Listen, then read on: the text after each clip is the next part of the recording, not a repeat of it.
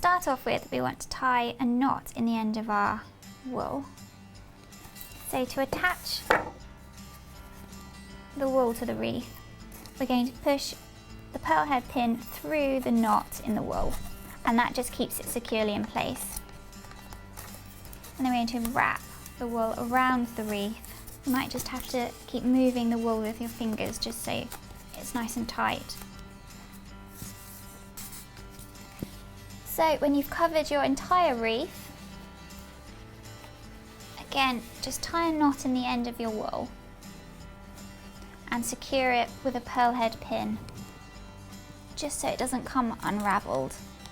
So there's lots of different types of flowers you can make out of the coloured felt. I'm going to show you how to make this swirly flower.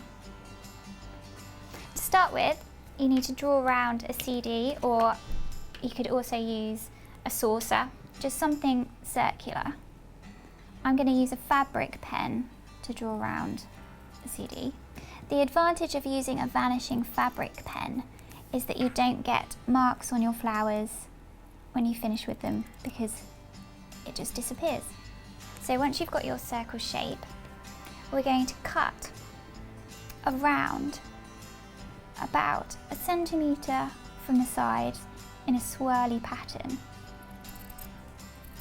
Don't worry if it's not completely accurate, just as long as you've got enough space either side. We're going to leave a circle at the end, and that's going to make the base of our flower. I'm going to leave about that much space.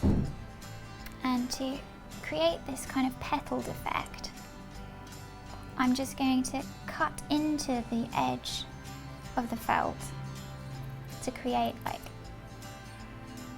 almost like a waved effect. So the petals are roughly 1 centimetre long. You continue until you reach the end of your swirl. And then to create the flower shape, you start at the very end. And what we're going to do is just twist the felt up. You can use a glue gun or you can use tacky glue. So I'm just going to start folding it in. As I fold, I'm just going to keep adding little bits of glue just to keep it in place.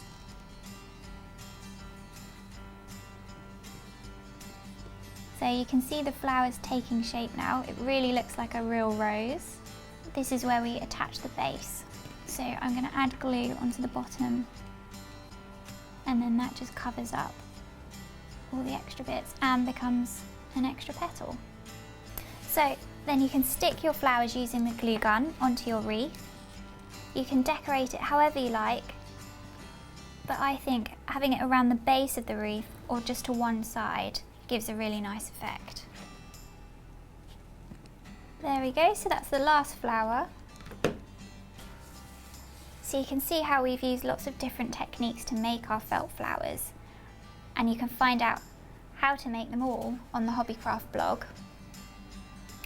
Draw out your silhouette onto a thick decorative card. I've chosen to do a rabbit because it's an Easter wreath, but you can choose whichever silhouette you'd like. Cut round your stencil,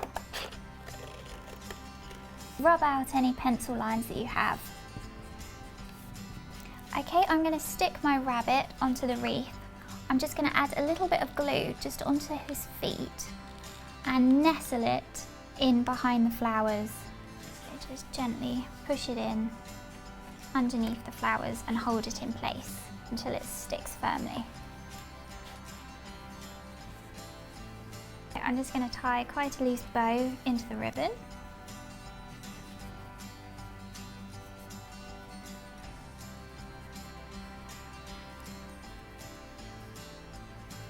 There we are, your finished wreath.